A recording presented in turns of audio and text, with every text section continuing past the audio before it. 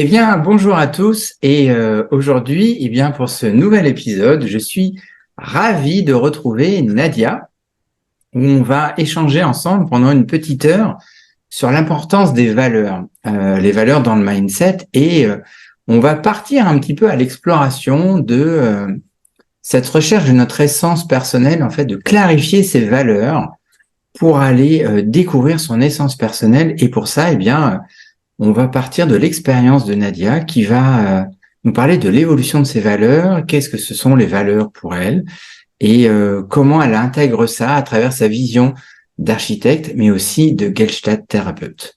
Alors, je vais laisser Nadia se présenter et puis on va partir pour ce voyage à travers notre essence personnelle, la recherche de son essence. Merci Julien. Écoute, je suis ravie aussi de te retrouver. Je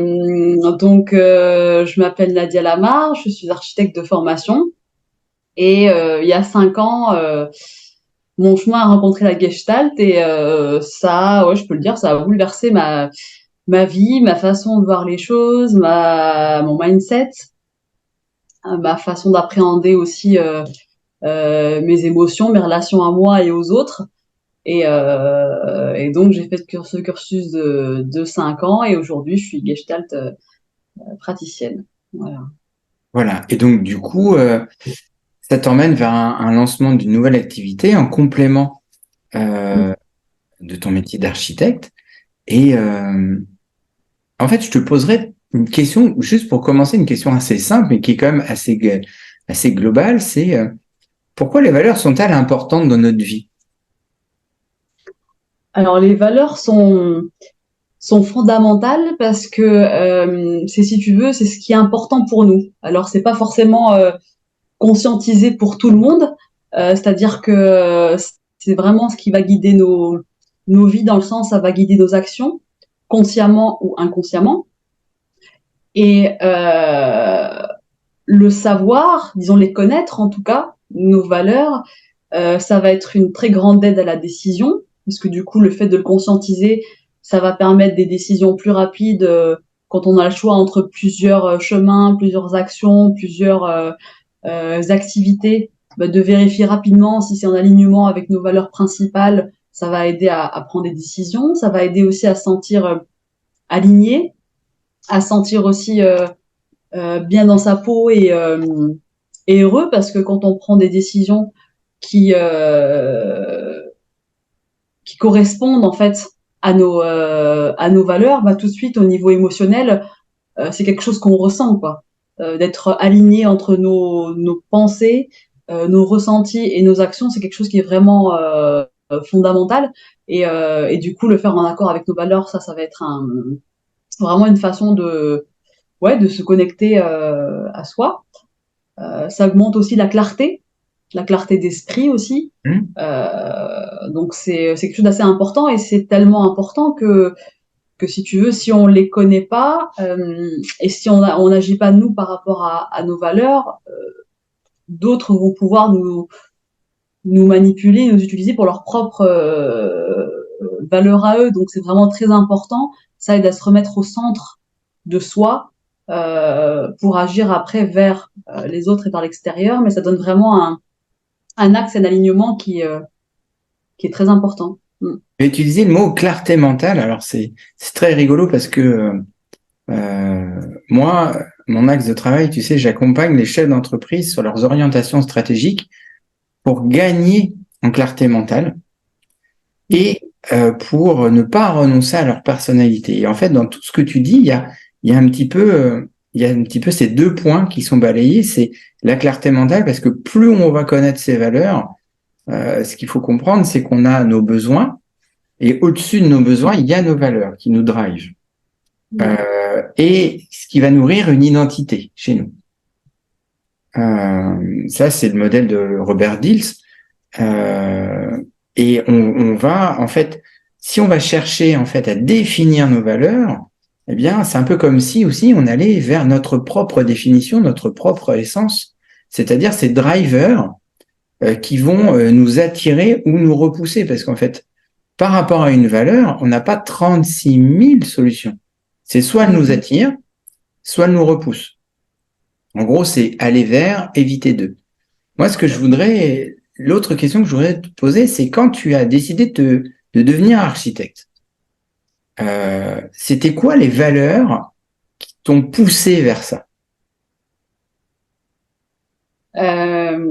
Effectivement, je te rejoins complètement, Julien, sur ce que tu viens de dire dans la notion de, nous, tu vois, je rebondis juste là-dessus avant de te répondre, mais tu vois, nous en Gestalt, on appelle, enfin, nos valeurs, c'est ce qu'on appelle notre boussole en fait, Hmm. parce que tu vas aller d'un point A à un point B, et c'est ce qui te permet de savoir justement de jongler entre, tu dévies, il y a du vent, il y a des vagues, ta trajectoire est déviée, ben tu sais où tu vas, donc tu vas te remettre dans la bonne trajectoire pour aller de ton point A à ton point B, même si la ligne, c'est pas une ligne droite, ça va être une ligne sinueuse, mais en tout cas, tu vas retrouver ton cap et ton cap entre ce qui est bon pour toi et la limite de ce qui est acceptable pour toi, en fait. Donc, il y a des choses, tu vois, ça se voit tellement dans les vies de chacun où tu vas très bien voir ceux qui vont faire une carrière en politique ou commerciale. Enfin, il y a vraiment des choses qui te drivent et des choses que tu ne pourras pas faire parce que c'est contre tes valeurs. Alors, tu ne le conscientises pas forcément sur le coup, mais ça dirige vraiment des vies entières à prendre des directions complètement différentes.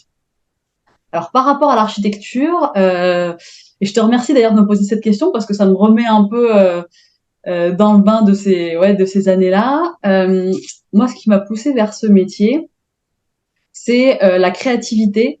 En fait, j'avais rencontré au forum des métiers de mon lycée, il y a des parents, tu vois, qui viennent présenter leur métier aux lycéens, et du coup, j'avais fait plusieurs stands, et là, il y avait le directeur de l'école d'architecture qui était là et qui a parlé de l'école, et c'était vraiment passionnant parce que ça parlait de créativité, de sociologie, d'anthropologie, donc de connaissance des autres, de connaissance des différentes cultures, de créativité dans le sens de se découvrir soi à travers le dessin, à travers imaginer des habitats. Enfin, c'est aller très loin dans la conception. On nous faisait concevoir pendant des études même des habitats pour on choisissait un animal et on devait se renseigner sur l'animal et pour lui construire vraiment l'habitat adapté à ses besoins, tu vois, avant d'en arriver petit à petit à l'homme, donc avec différents exercices comme ça qui stimulaient vraiment la créativité et quand j'y pense, qui stimulaient aussi beaucoup des états de flow, parce que tu vois, en y repensant, j'ai repensé il y a quelques jours, après notre voyage hypnotique, de me dire, tiens, quand est-ce que j'ai déjà expérimenté ces états-là?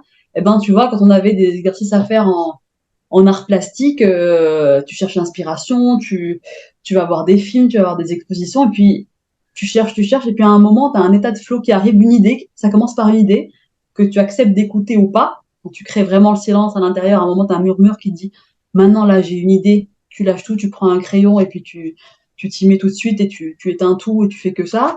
Et je me rappelle de moments où pendant des heures, tu es porté comme ça par un état de flow, où tu vas chercher tes crayons aux quatre coins de la pièce et puis tu commences à dessiner, tu t'arrêtes pas et quand tu t'arrêtes enfin, tu sens quelque chose qui se dépose comme ça et tout d'un coup, bah tiens, t'as fait l'exercice où tu galérais pendant 3 semaines pour trouver une idée, une inspiration, t'avais l'air d'être bloqué et tout d'un coup, t'as comme les vannes qui s'ouvrent et l'inspiration et le flow qui vient et cet état-là un peu hypnotique, hein, comme une espèce de transe artistique qui, euh, qui arrive. Donc ça, c'est quelque chose que j'ai découvert pendant mes études d'architecture. Et pour en revenir aux valeurs, donc oui, c'est la créativité. Et il y avait aussi le côté l'architecte conçoit dans l'intérêt public et d'avoir ce côté-là, tu vois, de qu'est-ce que je peux offrir comme espace gratuit, comme espace public, comme espace extérieur, tu vois, autour des bâtiments que je conçois, même à l'intérieur des bâtiments que je conçois, comment je crée des espaces de convivialité, des espaces où les gens se rencontrent, comment créer la rencontre en fait, comment à un moment passer de quelque chose c'est un peu d'alchimie, hein, comment passer de quelque chose d'une idée tout d'un Mhm. coup à une matérialité, à quelque chose qui est vraiment ancré dans la matière, qui va être construit avec de la brique, qui va être peint, il y aura des réseaux techniques, de l'électricité, de l'eau, tout ça, mais à la base, c'est une idée, une envie de créer un espace de rencontre et après comment on le matérialise concrètement. Donc ça m'a toujours fasciné parce que c'est vraiment de l'alchimie, à un moment comment passer de ce côté un peu spirituel, sociologique, phénoménologique, d'offrir quelque chose et comment le matérialiser pour les usagers après. Donc ça, c'est quelque chose qui a vraiment porté mon choix à ce moment-là pour l'architecture. Ouais. Mm. Et donc, du coup, après, Donc là, c'était le départ, c'était le début de ton processus d'apprentissage. Au fur et à mesure que, moi je vais faire l'analogie avec un petit peu le monde de l'entreprise, en fait. L'entrepreneur, il se lance, il crée son entreprise ou il rachète une entreprise avec une certaine idée en tête, certaines valeurs qu'il a peut-être plus ou moins définies, mais il a des croyances sur ça. Il a des valeurs qui le drivent. Et, euh, et quand il lance son entreprise, eh bien, il y a les premières expériences, il y a les premiers contrats, les premières affaires, les premières années. Et en fait, on se rend compte que ces valeurs, elles évoluent. Parce que c'est un départ, en fait. Rien n'est figé. Et que lui évolue. Et que lui évolue. Et donc, du coup, naturellement, ma question va se diriger vers toi. C'est au bout de ces premières années de découverte de l'architecture où tu apprends à devenir architecte, est-ce que tu as eu le sentiment que tes valeurs ont évolué? Complètement. Bah déjà, elles ont évolué parce que j'ai évolué. Et donc, au gré des rencontres, au gré des expériences que tu fais, au gré aussi du principe de réalité, hein, à un moment, tu vois, tu as tes idées dans ta tête, ton monde étudiant, puis à un moment, tu rencontres la réalité, le monde du travail, la vraie vie. Moi, je suis née en Tunisie, puis après, je suis venue faire mes études en France. Donc, à un moment, ça, c'était un sacré switch aussi de prise de responsabilité, d'être prise avec, ouais, avec vraiment la réalité, des choses qui étaient compliquées, des choses qui étaient compliquées en même temps. Il y avait cette envie de liberté qui fait que tu fais des compromis et tu t'adaptes et une fois que tu mets du sens aux choses, en fait, tu vois, ça passe beaucoup mieux, tu vois. Il y a des choses qui étaient compliquées, mais en même temps, si au bout, c'est la liberté qui est là, ou c'est... moi, à l'époque, c'était mon envie débordante bah, de découvrir la culture. Enfin, voilà, pendant plusieurs années, j'ai vécu à Paris. C'était comme un rêve éveillé de pouvoir aller à toute heure du jour voir une exposition, pouvoir aller voir 4 films de suite si je veux, avec toute l'offre qu'il y a cinématographique, culturelle, théâtrale, enfin cette abondance culturelle qui fait qu'à un moment, oui, ça peut être plus compliqué parfois de vivre à Paris qu'en Tunisie, mais c'était un choix et un choix plein de sens que j'ai jamais regretté. Donc voilà, ça avait vraiment du sens. Ça, je pense que c'est quelque chose de super important. Et oui, effectivement, ça a beaucoup évolué parce qu'on est un peu, tu vois, pendant nos études, on est un peu protégé dans un microclimat. On a des profs qui, certes, ont un pied dans la plupart ont un pied dans la pratique et travaillent, voilà, on va dire, souvent au moins à mi-temps, si ce n'est plus dans leurs agences d'architecture et ont une activité enseignante en parallèle, mais on est quand même protégé, on a carte blanche, créativité, on a certaines contraintes. Et ça, c'est intéressant parce que tu vois, je me rends compte que dès mes études d'architecture, on nous a tout de suite appris à voir la contrainte. Alors, quand je dis contrainte, c'est-à-dire que tu construis sur un terrain, donc tu fais avec ce que tu as. Tu peux donner sur la rue, tu peux donner sur une voirie ferroviaire, tu peux avoir un programme qui te fixe un nombre de mètres carrés obligatoire à respecter. Voilà, t'es quand même très cadré quand tu conçois un projet d'architecture. Mais on a toujours appris que tu vois, la contrainte était justement une opportunité et que sans contrainte, tu ne peux rien faire sans contrainte. En fait, c'est comme si sans contrainte, tu étais un peu face à la page blanche et tu peux être bloqué, alors que la contrainte, au contraire, est une source d'inspiration. Ça devient comme un jeu. Comment Okay. arriver à mélanger, tu vois, faire passer mes valeurs, mes idées, mon concept, et en même temps le mettre en regard d'un programme où je rentre un peu dans les clous, mais à ma façon et avec ma façon de voir les choses. Et c'est ça qui démarque un architecte d'un autre. Tu vois, quand tu as un concours entre 10 grandes pointures architecturales, qu'est-ce qui les démarque? Bah, c'est leur signature, leurs valeurs, qu'est-ce qui est important pour eux, qu'est-ce qu'ils veulent mettre en exergue, en fait, qu'est-ce qu'ils ont à offrir, en fait. Parce qu'ils partent tous du même programme et du même terrain. Donc, C'est intéressant parce que du coup, tu viens nous donner en fait un recadrage, c'est que sans contrainte, eh bien, on a une liberté absolue, mais en fait, on produit pas grand-chose. c'est ça. Et qu'en fait, en utilisant la contrainte, en allant vers, donc du coup, on va revenir encore sur les valeurs. C'est, eh bien, quand une valeur est touchée, c'est soit on va vers, ou on évite d'y aller. Si on va vers, eh bien, on va utiliser la force pour pouvoir en faire quelque chose, en fait. Et ça, c'est super intéressant parce que moi, c'est ce que je dis beaucoup dans le monde de l'entreprise, c'est que utiliser la situation pour en avoir un feedback, pour vous permettre de vous améliorer, mais qu'est-ce que je peux apprendre et comprendre à partir de celle-là et qu'est-ce que je peux produire, en fait? C'est-à-dire que on continue d'évoluer, en fait, on continue de monter et donc, du coup, eh bien, on vient de se rendre compte que, eh bien, la contrainte va nourrir l'étape au-dessus qui est la valeur de créativité, en fait. Complètement. Et tu vois, ce que tu me dis, ça fait écho parce on peut être plusieurs à revivre, tu vois, des situations qui se reproduisent, et comprendre aussi ce qu'il y a derrière. Si ça m'arrive, c'est qu'il y a un sens, tu vois. Le hasard n'existe pas. Si quelque chose m'arrive de manière récurrente, je vais me dire, bah tiens, comment est-ce que moi je crée ça? C'est moi qui crée ma réalité. Et à un moment de me dire, bah tiens, quelle est ma part, moi, de responsabilité là-dedans? Qu'est-ce que moi je dégage ou qu'est-ce que moi je fais qui peut faire que ça crée ça? Et qu'est-ce que j'ai à apprendre de cette situation? Tu vois, voir le bon côté de, bah tiens, c'est là pour me faire évoluer sur quel sujet ou sur quelle problématique ou même juste pourquoi ça m'active, pourquoi pourquoi cette situation me fait réagir alors qu'elle ferait pas réagir mon voisin qui a pas le même système de croyances ni les mêmes valeurs, tu vois, quelque chose va Très intéressant ce que tu viens de nous dire parce que là, du coup, moi, il y a un truc qui arrive, c'est que on a déjà échangé sur les projets que tu as travaillé. Je sais que tu as travaillé sur des très, très, très, très gros projets, plusieurs centaines de millions d'euros. Comment? Là, des fois, il y a des zones de blocage parce que tu as tes valeurs à toi qui sont touchées. hmm, Qu'est-ce qui se passe à ce moment-là, en fait? Tiens, dans ton mindset, sur ces hmm. projets à plus de 100 millions d'euros, tes valeurs sont touchées.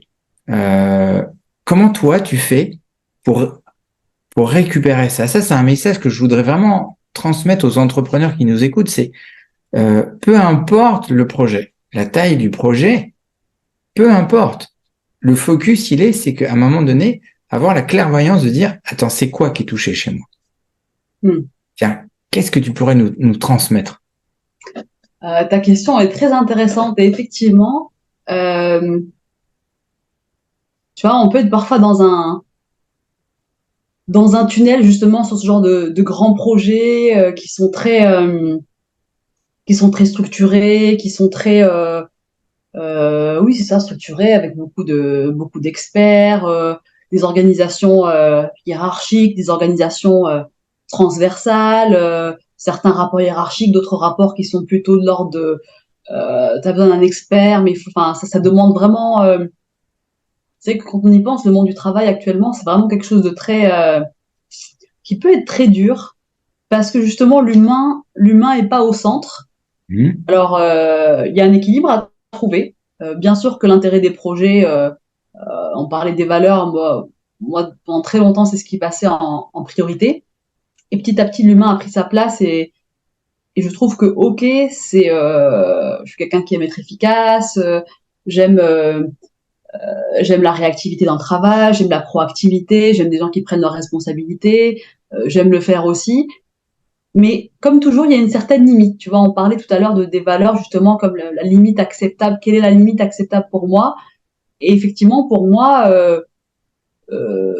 tous les comment dire ça, la fin ne justifie pas les moyens. Voilà. Oui, c'est très valorisant d'être sur de grands projets. C'est très valorisant travailler avec des gens qui sont brillants, qui sont inspirants, qui te tirent vers le haut. Mais oui, effectivement, à voir dans quel domaine. Donc là, effectivement, quand il y a quelque chose comme ça qui à un moment heurte tes valeurs, c'est très intéressant de voir comment, je dis pas qu'on est tous les mêmes, mais ça va forcément provoquer une réaction en chacun. Après, une réaction émotionnelle plus ou moins régulée. Mais effectivement, j'ai eu une fois un événement comme ça qui m'a vraiment, ça, j'ai l'impression que c'était comme un projecteur tout d'un coup qui s'allume qui dit mais on est en train de faire quoi là? Enfin, alors j'avais eu des prémices avant, j'avais tiré des sonnettes d'alarme en disant bon bah là quand même on travaille en milieu très tendu, on est en train de pressuриser X, Y, Z, ok c'est dans l'intérêt du projet, mais à un moment il faut mettre un peu d'huile dans les rouages.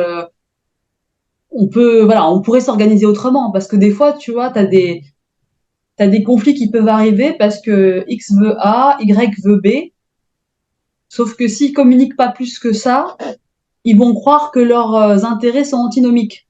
Alors que non, par exemple, Jean-François veut prendre 15 jours de vacances, il s'en fiche un peu des dates, mais il veut prendre 15 jours de vacances. L'autre se braque parce que ça tombe au moment d'un rendu, alors que s'ils communiquaient, ils prenaient 2 secondes pour préciser leurs besoins, chacun à leur tour, calmement, l'un comprendrait qu'il veut 15 jours, mais pas forcément au moment du rendu, qu'ils peuvent s'organiser autrement, que en restant calme, on peut trouver une façon de s'organiser et que on peut finir sur un deal gagnant-gagnant, quoi. Je gagne, l'autre n'est pas obligé de perdre. On peut gagner tous les deux, on peut se respecter tous les deux et que moi je gagne, comment dire, que moi je gagne et l'autre perde n'est pas forcément à mon avantage aussi parce qu'à un moment ou à un autre tu vas le payer et et c'est pas fair play, mais c'est pas juste que c'est pas fair play, c'est pas ça va pas être intéressant à moyen terme en fait. Donc c'est un moment de se dire on peut trouver un compromis.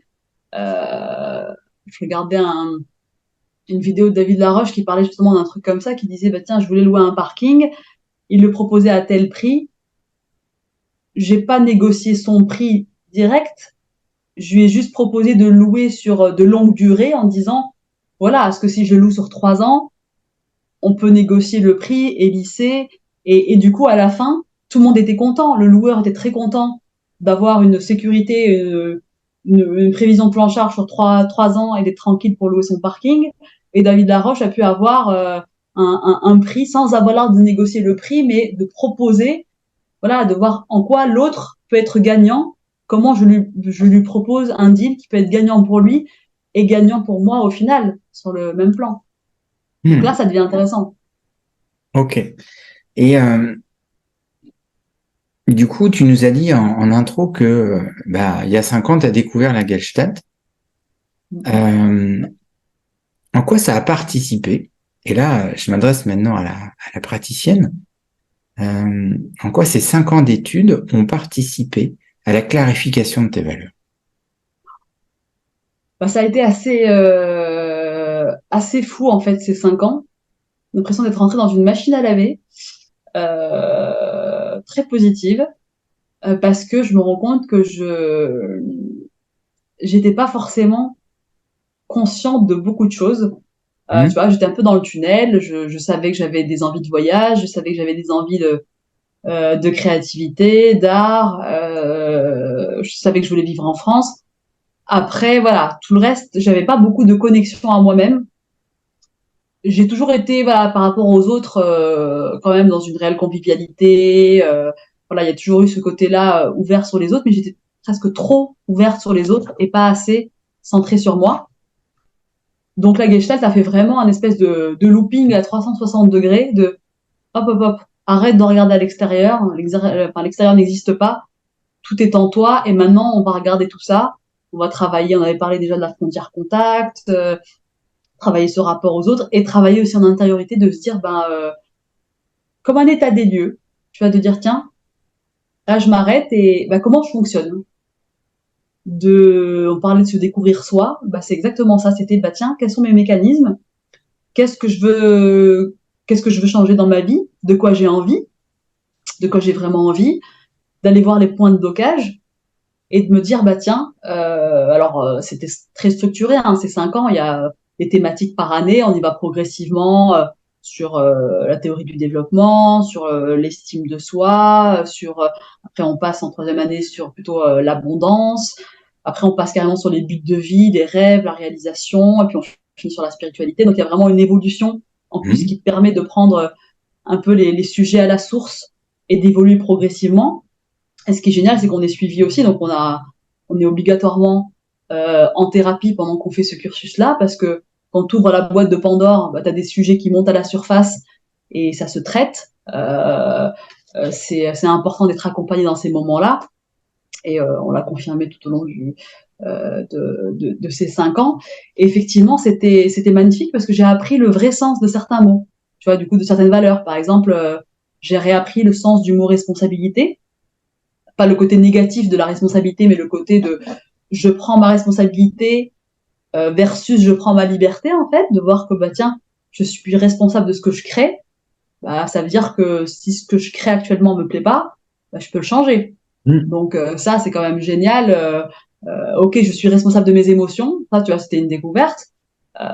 Parce que moi, j'ai d'une culture où les gens prennent pas forcément, tu vois, on vit un peu d'une façon familiale et collective, et c'est toujours, bah, tu m'énerves, tu crées ça chez moi, tu crées ça. Là, tout d'un coup, c'était, non, non, personne n'a le pouvoir de t'énerver, en fait. C'est toi qui décides de qui t'énerve ou qui te met en joie aussi, hein. Bien sûr, c'est valable sur ce qui est positif et ce qui est négatif.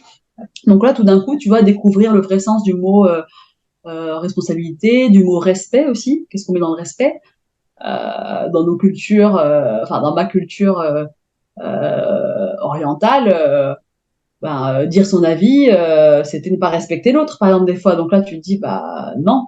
Donc là, tout d'un coup, tu vois, c'était comme un reset de se dire, bah tiens, oui, dire non aussi.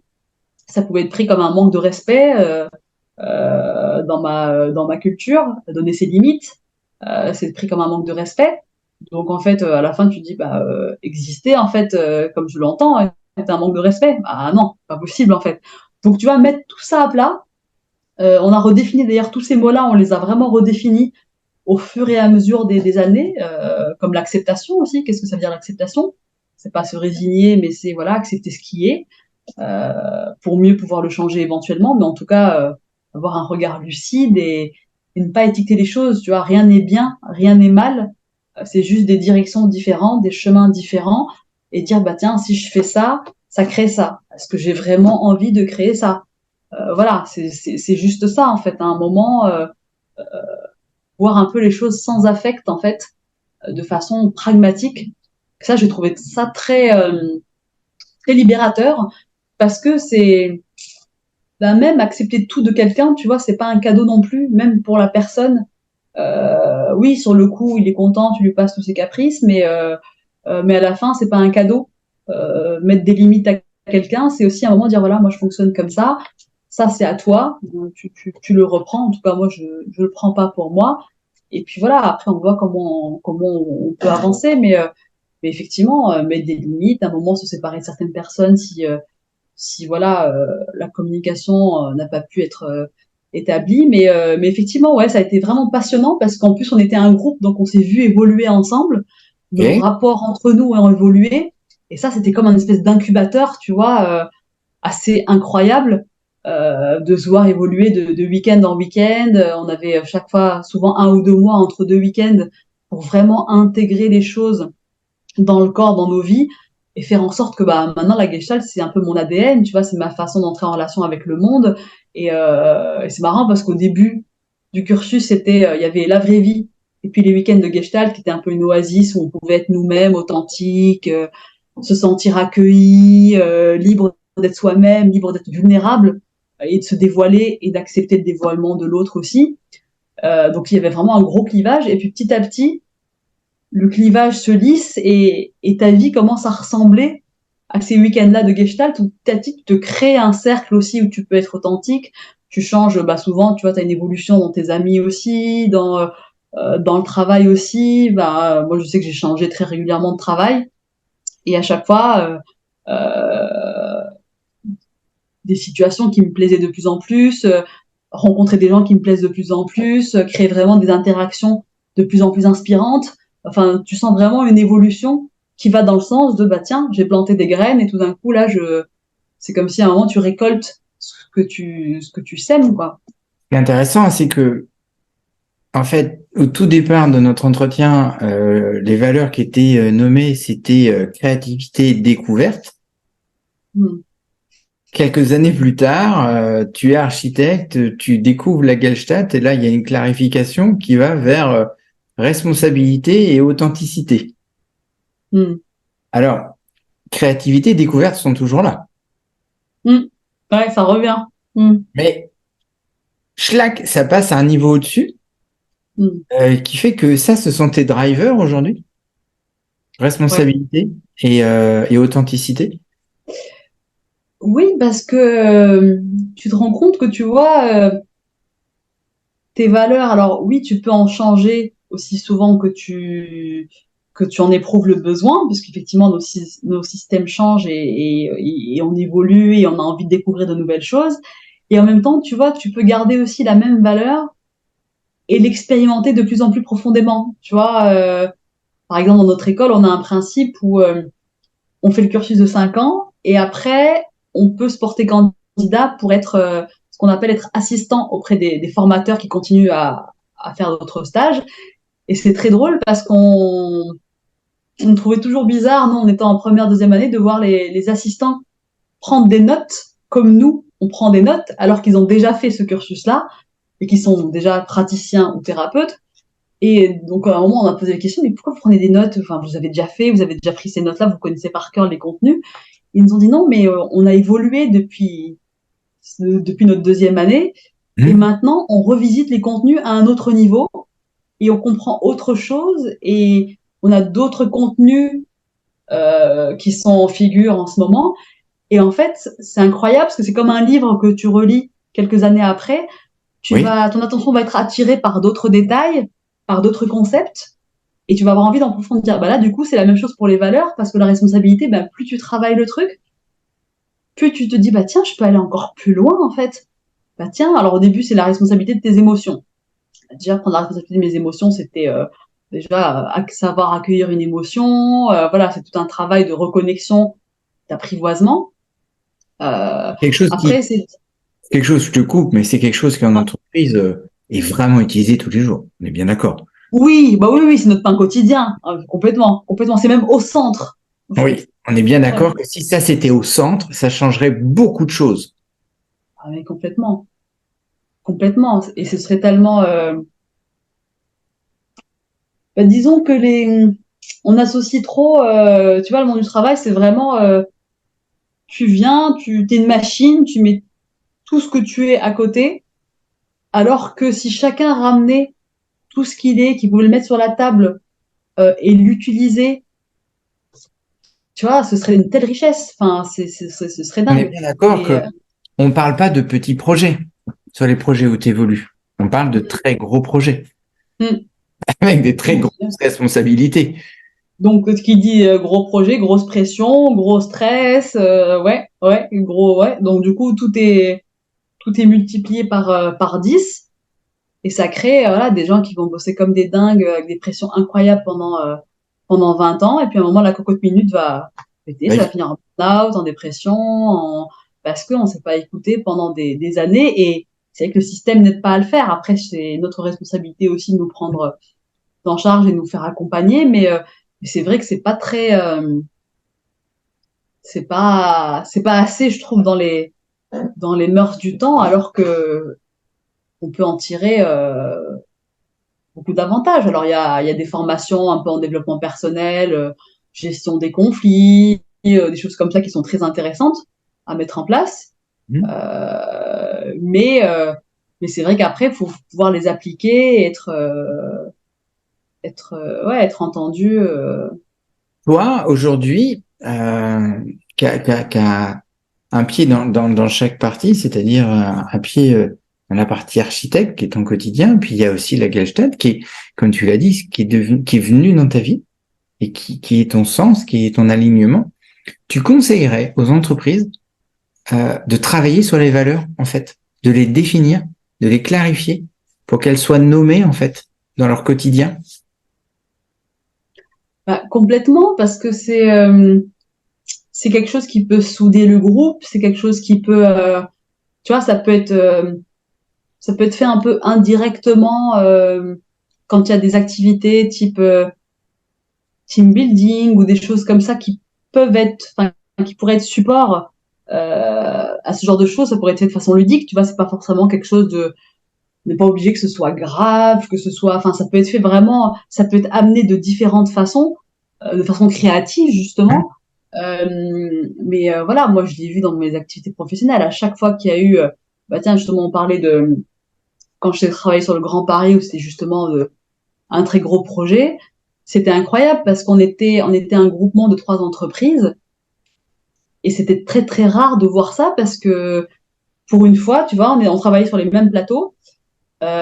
Et quand on se croisait dans les couloirs, tu vois, il n'y avait pas les étiquettes de nos entreprises sur nos visages, il y avait vraiment une identité d'équipe. On était vraiment une team, on était la team du Grand Paris. Et c'est vrai que c'était assez incroyable parce que j'avais jamais vu une espèce de synergie pareille. Et comme par hasard, on avait chaque année une fête d'entreprise, on se voyait très régulièrement en dehors du travail. Il y avait des groupes WhatsApp pour aller au sport. Il y avait une salle de sport à côté. On était une cinquantaine sur le groupe WhatsApp. On se retrouvait à la salle de sport un midi sur deux, parfois même 4 midis par semaine. Et c'est là que j'ai fait les plus belles rencontres. Et c'est là que j'ai appris à connaître vraiment les gens qui constituent mon équipe, parce que on se parle pas forcément dans les couloirs, on est tout le temps en réunion, on se croise pas. Par contre, quand on va faire 1 heure de sport ensemble, qu'on transpire, du coup, bah tiens, toi tu fais quoi, tu bosses sur quoi, tiens, t'es expert en quoi, bah tiens, justement, j'ai une problématique sur ce sujet-là. Ça a créé des liens et ça m'a fait connaître des gens que je n'aurais jamais connus par ailleurs et qui m'ont été très utiles pour la suite de mes projets, en fait. Donc, ça crée vraiment une forme de connexion à un autre niveau qui permet, voilà, bah tiens, quand c'est un tel qui m'appelle, je le connais, je vais lui répondre tout de suite, alors que si je le connais pas, bah son mail va passer en bas de la liste, alors que son sujet est peut-être très important. Voilà, on peut, tu vois, on est humain avant tout et on pourra pas. Pourquoi on essaie de faire sans cette essence-là, alors que c'est ce qui facilite tout, c'est ce qui permet tout, c'est ce qui nous relie. Parce que Euh, là, tu es en train de nous parler de l'étage au-dessus, tu es en train de nous parler de l'étage mm, identitaire, en fait. mm. Donc, du coup, le fait de clarifier ces valeurs-là, parce que, bah, il y a l'engagement, il y a la responsabilité, il y a le partage, il y a la Qui crée connexion, du lien. du créer du lien, il y a la créativité, il y a l'authenticité. Mm, Moi, c'est un des premiers travaux que je fais quand j'accompagne une entreprise, que j'accompagne un chef d'entreprise, c'est d'aller définir ses valeurs à lui et de définir les valeurs de son entreprise. mm. Et, et là, on a une carte, on a une boussole qui nous permet d'orienter et de pouvoir communiquer sa vision à travers ces valeurs-là. Parce que on peut prendre les valeurs de Coca-Cola, d'IBM et de d'Apple, les mettre dans un sac, les secouer très fort et Mm. puis les remettre sur la table et dire bah voilà, les 7 premières, ce sont les valeurs de mon entreprise. Non, ça marche pas. Et ça demande un travail. Ça demande un travail chez nous d'aller extraire ça pour pouvoir les mettre sur la table, mais d'extraire notre essence, notre identité, pour pouvoir après la communiquer. Et c'est seulement en la communiquant, en ayant fait ce travail-là, que les autres vont pouvoir les reconnaître. Et là, on en arrive à cette phrase magique que tu as dit. On était 3 entreprises différentes, mais on était la team du Grand Paris. Mm. Et là, en fait, on se rend compte que vous avez partagé autre chose.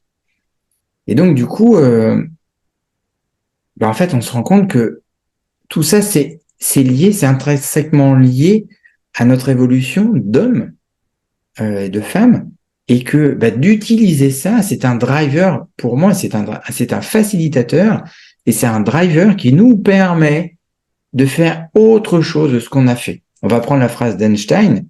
Faut pas croire qu'en faisant encore plus de la même chose, je vais atteindre un résultat différent. Non, Mm. justement, c'est en allant définir toutes ces valeurs, en allant travailler sur ça. Et en fait, on va se rendre compte que nos projets sont alignés avec ou pas. Comme tu l'as dit tout à l'heure, très justement, en fait, à un moment donné, il y a un éclairage qui se met, un peu comme une lampe torche, et qui dit, oh là, celle-là, elle est pas nourrie. Elle est pas nourrie. Donc, du coup, qu'est-ce que je fais? Mm. Et du coup, c'est ma responsabilité. C'est ma responsabilité de réagir avec ce feedback-là, de pouvoir clarifier les choses. Et donc, en fait, on en arrive en fait à la phrase d'accroche de cette interview, c'est que bien sûr que si on définit nos valeurs, eh bien, on va clarifier notre essence, en fait. On va clarifier notre identité pour nous permettre de pouvoir la transmettre. Il y aurait une autre anecdote, un autre sujet que tu voudrais aborder à travers les valeurs dans ton évolution d'architecte et en même temps de praticienne en Gestalt. Quelque chose qui, pour toi, a du sens de nous partager. Euh, Ce qui vient là, tu vois, justement, tu parlais de la mission du Grand Paris, la mission Artemis, tu vois, c'était ça crée un déclic chez moi parce que tu vois, il y avait tout d'un coup des choses qui peuvent paraître antinomiques de un travail efficace, compétent, efficient et une bonne ambiance, une belle convivialité. Tu vois, on peut dire, bah non, là on travaille, et puis là on fait la fête, c'est des choses différentes. Là, tu vois, c'était très intéressant de ramener de la nuance parce que dans cette mission-là, euh, c'est très intéressant quand je regarde de façon très pragmatique. C'est des gares à 200 millions d'euros.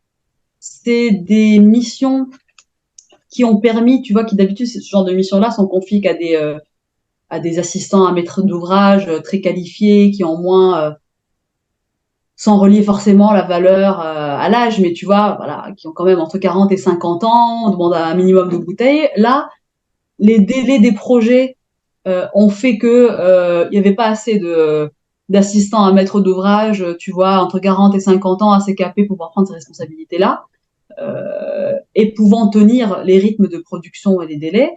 Donc à un moment, il y a eu un pari fou qui a été pris. Enfin, moi, j'étais pas là à la naissance du truc. Je suis arrivée 2 ans après que la mission ait commencé, mais je constate, tu vois, que du coup, tous les chefs de projet sur ces gares-là, à très gros budget, c'était des jeunes entre, allez, 25 et 40 ans, qui tout d'un coup ont dit voilà, tu vas avoir le salaire d'un chef de projet de 45 ans, tu vas avoir un super projet super motivant, tu vas avoir un rythme de vie trépidant parce qu'on va enchaîner 50 réunions aux quatre coins de Paris, tu vas rencontrer les préfectures, les autorités environnementales, enfin moi ce qu'on m'avait vendu à l'entretien, c'était 1 an sur ce projet, ça vaut 3 ans dans n'importe quel autre projet, tu vas acquérir une expérience, un truc incroyable. Et effectivement, tu vois, entre guillemets, malgré cette super ambiance très créative, très dynamique, très festive, très sportive pendant les heures de repos entre midi et deux,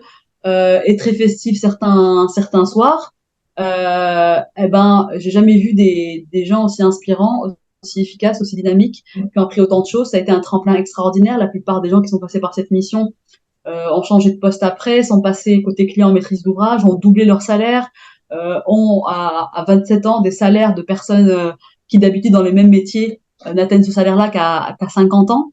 Enfin, tu vois, ça crée une espèce de synergie incroyable et tout d'un coup de se dire, bah, c'est possible, ça marche très bien, c'est très efficace et ça donne, voilà, on peut travailler très bien, très vite, très efficacement, de façon très compétente, dans une ambiance de dingue. Le matin, on avait hâte de venir retrouver nos collègues, on avait hâte de faire telle ou telle réunion pour parce qu'on avait des challenges, des choses à faire passer, des messages à inscrire au compte rendu parce qu'on voulait que ça avance de telle façon. Voilà, c'était vraiment un challenge et ça a payé. Alors après, bon, il y avait un équilibre vie pro, vie perso à trouver.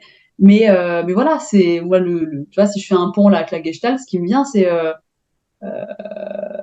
une des croyances essentielles que j'ai en Gestalt, c'est le tout est possible, tu vois. Pourquoi je devrais choisir entre être intelligent et riche? Pourquoi je devrais choisir entre être heureux et être riche? Pourquoi je devrais choisir entre avoir une belle carrière et avoir une belle famille?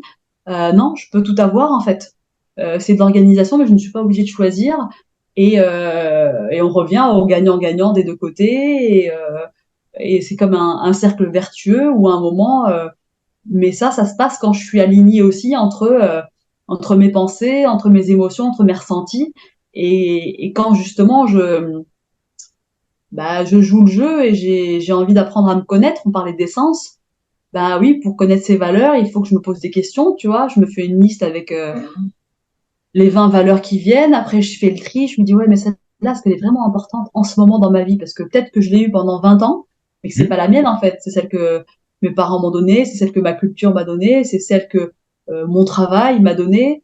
Bon, est-ce que je la garde ou pas, tu vois, d'avoir ce côté un peu, comme on fait son ménage chaque semaine, ben, à un moment, faire le ménage aussi dans ses valeurs, de se dire, bah, tiens, aujourd'hui, est-ce que c'est vraiment dans mon top 5 de mes valeurs qui me guident au quotidien? Et de se dire, et donc de questionner, même une fois qu'on fait une première liste, on se questionne. Il y en avait 30, j'en ai balayé 10. Bon, bah, je me questionne sur les 20 qui restent. Est-ce que vraiment ça va être important? Je refais un tri, j'en arrive à 10. Et puis là, ouais, mais bon, c'est beaucoup 10. Tiens, est-ce qu'elle est vraiment importante celle-là? Et du coup, c'est tout un travail justement d'introspection, d'apprendre à se connaître, qui fait que bah, mieux tu te connais, plus tu t'assumes, Oui. plus ces valeurs-là, tu les rends conscientes, tu les ramènes à la surface, donc tu les vis, donc tu les incarnes, donc tu les rayonnes. Donc ce rayonnement-là, bah, il va attirer des gens qui te ressemblent, voire qui t'inspirent, et du coup, ça va créer une élévation vers le haut. Donc c'est vraiment toute une dynamique. Donc je trouve ça génial parce qu'en gros, plus tu t'assumes, plus tu t'éclates, plus tu vas inspirer d'autres à s'éclater. Te libérer toi, c'est libérer les autres. Enfin, quand tu y penses, c'est génial, tu vois, parce qu'on se dit, bah, oh, c'est un peu égoïste, tout ça. Non, c'est pas égoïste, c'est au contraire, c'est le plus beau cadeau que tu puisses faire à l'autre, de toi t'émanciper, te libérer, d'être toi-même complètement, quoi. C'est fantastique ce que tu dis parce que c'est totalement ce que je fais dans les entreprises. C'est-à-dire, Mm. euh, je dis ouvertement aux chefs d'entreprise, avant de travailler sur votre entreprise, parce que très souvent, moi, j'arrive pour des problèmes durs. Mm. Voilà. Urgents, qui sont ouais, à Urgent. régler tout de suite. Avant de travailler sur ça, on va travailler sur vous. On va aller à la connaissance de vous-même. On va les définir qui vous êtes. On va les Oui, définir parce que ces leur bribes. entreprise, c'est une extension d'eux-mêmes, en fait. Enfin, Oui. généralement, c'est ça qui se passe. Et il y a cette Mm. dualité, en fait. Alors, tu connais toutes les théories sur les parties, c'est-à-dire que quand je dis je, c'est une partie de moi qui parle à ce moment-là, euh, Mm. et on est plusieurs parties, ce qui d'ailleurs crée des fois des oppositions, parce que je peux dire un truc le lundi et dire un autre truc le mardi, et être en totale opposition, parce que c'est cette partie-là qui démarre. Mais plus on va faire ça, plus on va permettre dans le monde de l'entreprise euh, avoir une clarification déjà de la vision, de l'objectif. On va avoir Et aussi du une pourquoi. clarification de comment on va le transmettre. Et ça va permettre, comme tu le dis, d'attirer des personnes. Et au lieu d'aller chercher désespérément des personnes, en disant, en espérant qu'elles vont nourrir ce truc qui n'est pas nommé chez nous, il faut dire, oh ben non, en fait, il n'était pas bon. Ah oui, mais commençons à faire le travail dans l'autre sens. Clarifions chez nous pour pouvoir l'énoncer et pour pouvoir rejoindre l'autre. Et là, ça sera beaucoup plus simple.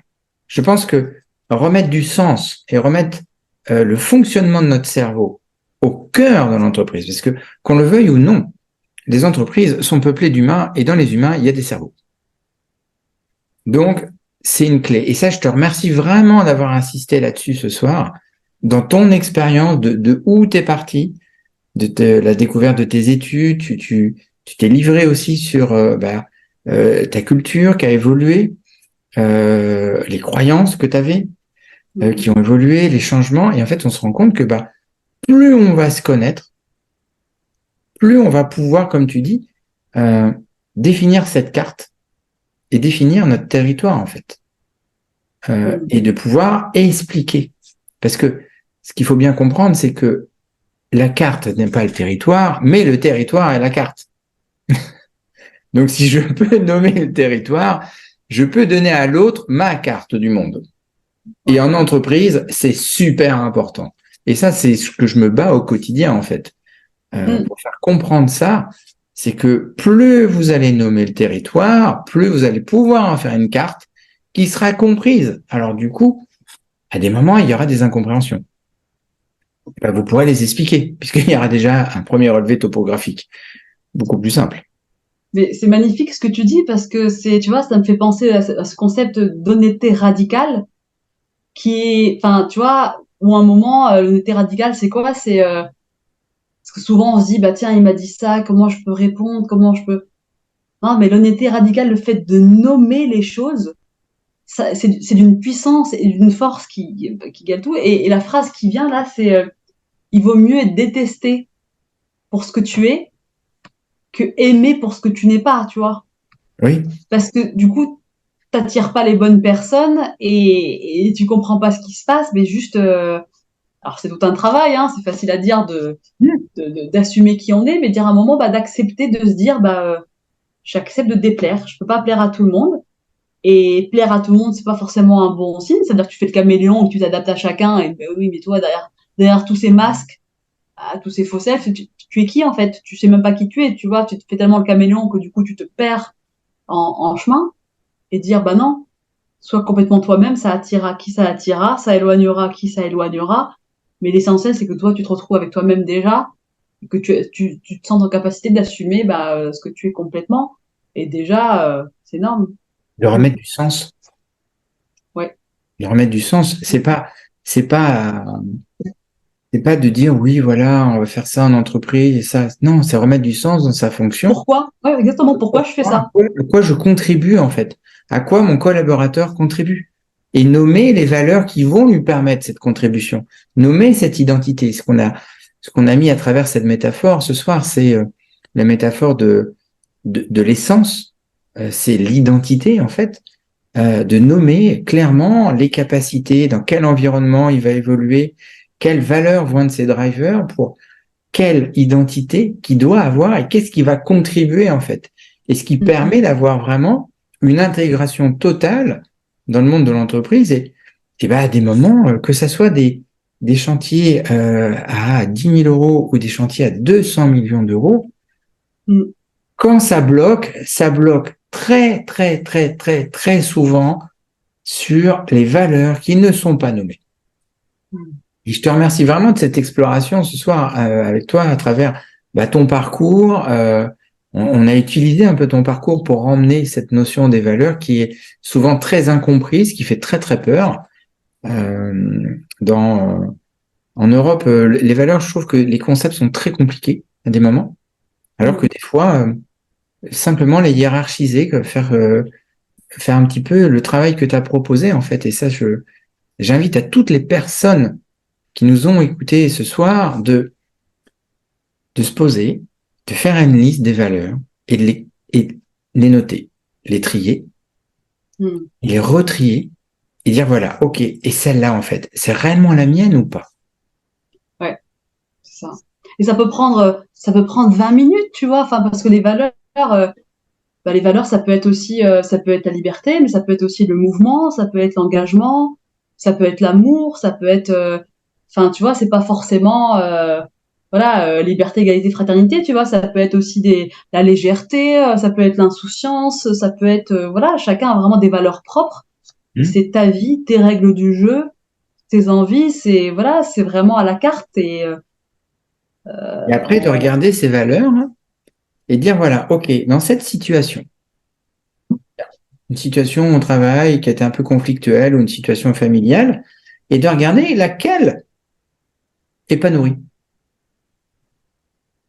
Et de se dire, tiens, qu'est-ce que je peux faire maintenant que j'ai découvert que dans ma carte, avec cette boussole, celle-ci n'est pas nourrie, qu'est-ce que je peux faire pour la nourrir? Qu'est-ce que ça va changer sur la situation? Et là, on va se rendre compte que on n'est plus dans la gestion des conflits.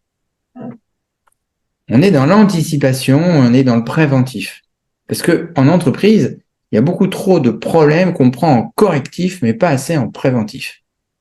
mm, Et donc, de se poser la question, OK, cette situation avec ce collaborateur a dégénéré, cette réunion s'est mal passée, ce projet n'a pas abouti. C'était quoi qui n'était pas nourri? C'était sa liberté? C'était sa responsabilité?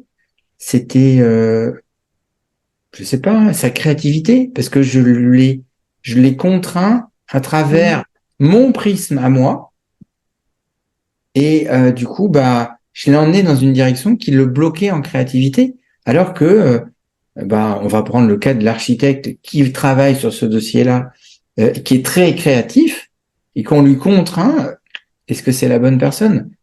Et je reboucle avec ce que tu as dit tout à l'heure, on est tous responsables.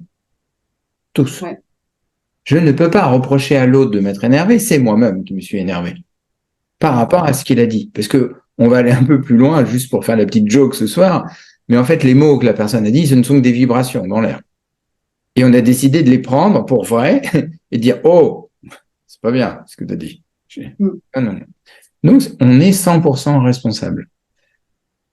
Et là, en fait, on se rend compte qu'on est en train de piloter différemment et dire, ok, j'en ai une qui est pas nourrie sur les 5.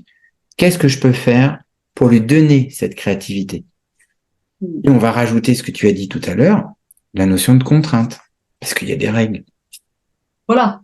Il y a un cadre qui est d'ailleurs sécurisant pour tout le monde, tu vois, qu'il y a des règles, qu'il y a des règlements, des codes du travail, des choses comme ça. Enfin, c'est très important. Ça donne un cadre qui sécurise.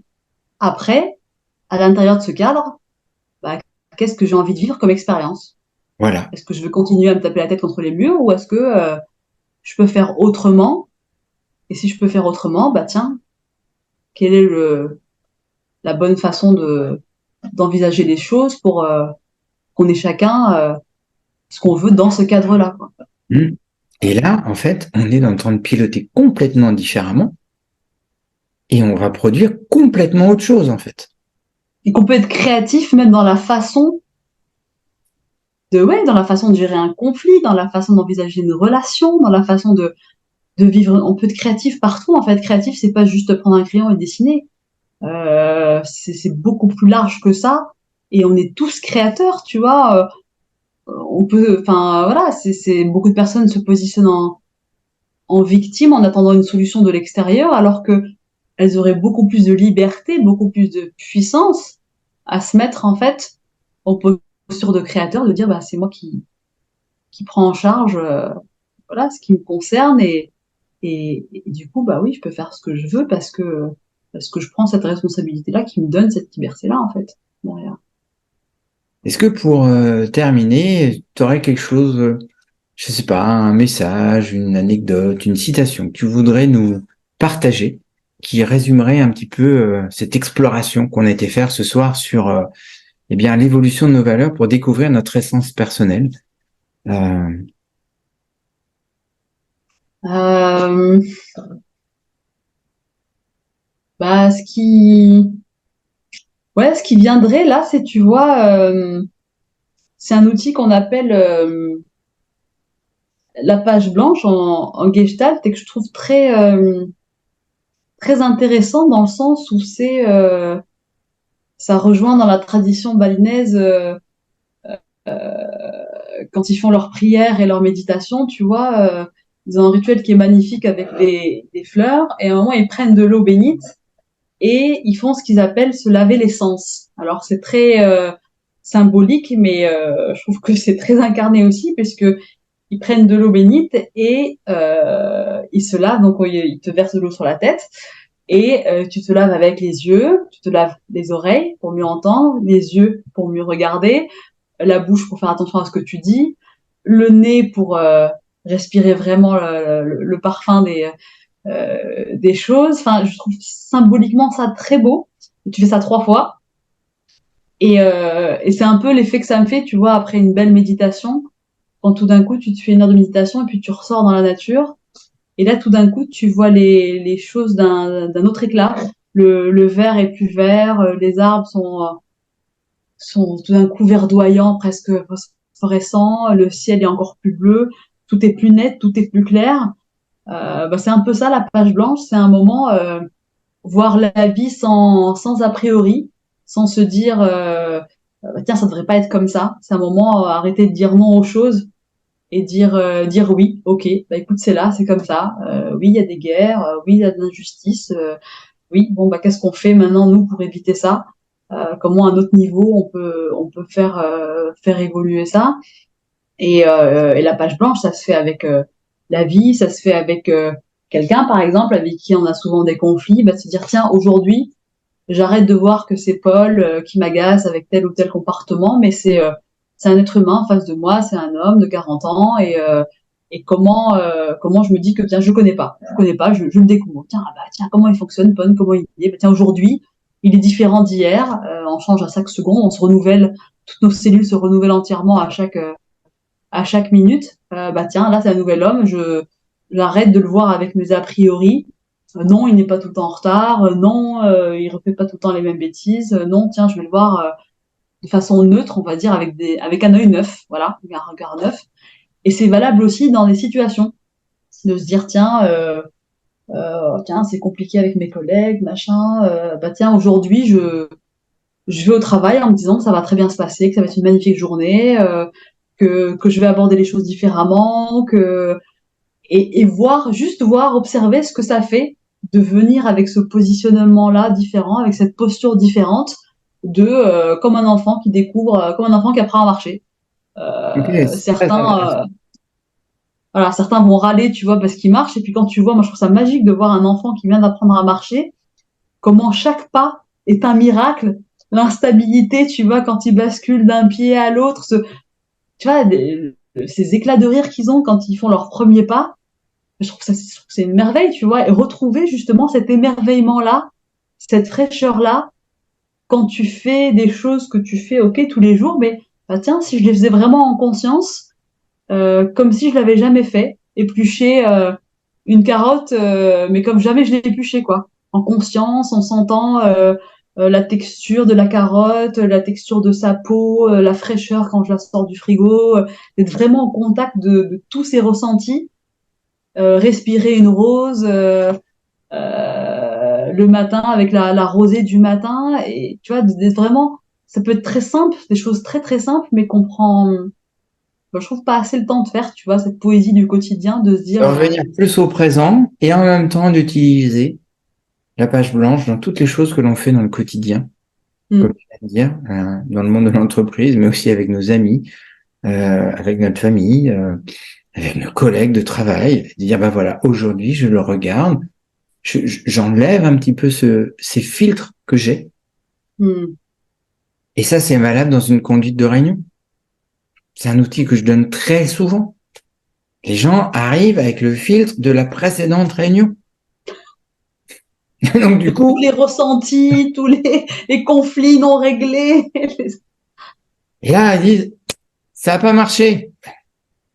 En fait, moi, je dis non, ça a super bien marché. Mais vraiment, parce qu'en fait, ça a été dans la direction que vous avez donnée. Et donc, du coup, la page blanche permet de changer l'histoire. Et si on change l'histoire, eh ben, on va changer la trajectoire. C'est ça, l'histoire qu'on se raconte, qui n'est pas la réalité, tu vois, parce qu'on croit tous que ce qu'on voit, c'est la réalité. Non, c'est notre réalité avec nos filtres, nos croyances. La personne d'à côté, elle se fait pas du tout le même film que nous, en fait.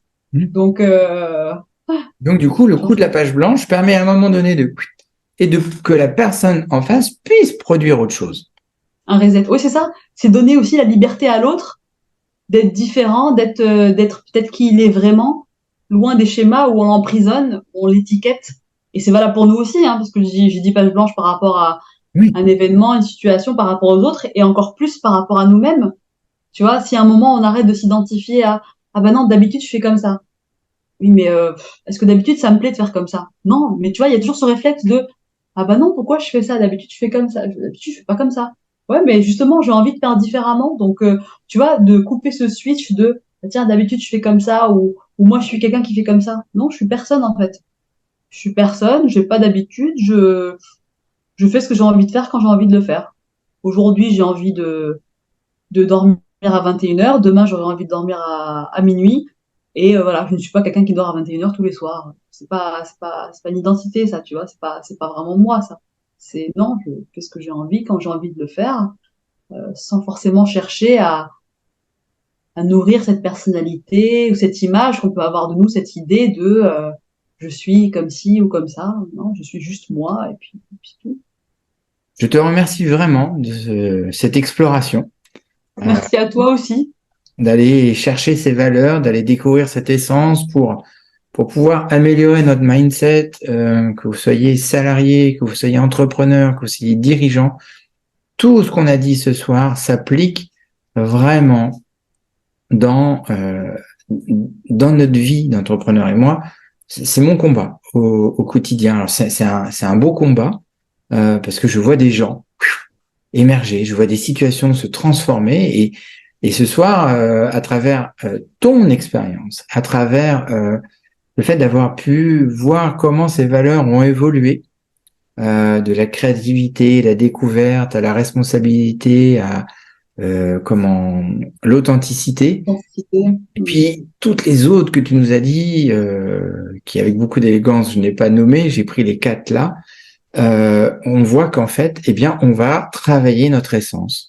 travailler notre alignement et travailler en fait qui nous sommes, notre identité, pour pouvoir après avoir une contribution. Je te remercie vraiment beaucoup, Nadia. C'était un plaisir de partager ce moment. Partagé. Voilà, avec toi. Et à une prochaine fois pour un autre regard croisé encore. Et bien, écoutez, je vous remercie vraiment de nous avoir écoutés. Si ça vous a plu, vous nous mettez un petit pouce levé sur la plateforme ou un petit 5 étoiles. Si cette vidéo ou cet audio que vous entendrez peut aider quelqu'un, n'hésitez pas à le partager. Comme d'habitude, je mettrai toutes les coordonnées de Nadia en commentaire. Vous pourrez la contacter. Voilà, mais surtout, moi, mon objectif dans tout ça, c'est que ça puisse donner des outils aux gens qui nous écoutent. Et n'hésitez pas à partager tout ça. Je vous souhaite une très belle soirée ou une très belle journée, peu importe le moment où vous écouterez cette vidéo et vous regarderez ce podcast. Et je fais exprès de le mettre à l'envers puisque on peut faire plein de choses. On peut écouter une vidéo, et oui. Et encore merci beaucoup Nadia et à très très très bientôt.